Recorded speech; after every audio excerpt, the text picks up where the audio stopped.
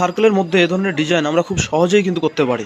এ ধরনের I casing design আমরা কিন্তু খুব সহজেই করতে পারি। তো চলুন বন্ধুরা দেখি আসলে কীভাবে আমরা এই ডিজাইনটি করব। আচ্ছা, প্রথমে আমরা লাইন টুলসে যাব, একটা লাইন ড্র করব। একটা লাইন ড্র করি, সোজা করে কন্ট্রোল চিপে ধরে আমরা এই লাইনটা নিব।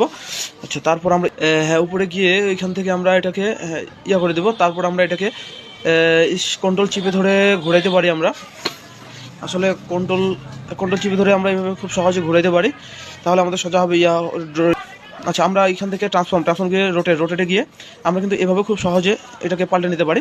হ্যাঁ, আমরা মোটাটা নিচের দিকে বা চিকনটা তীরের মতোটা আমরা উপরের দিকে রাখবো। তারপরে এখান থেকে আমরা স্টকে যাব।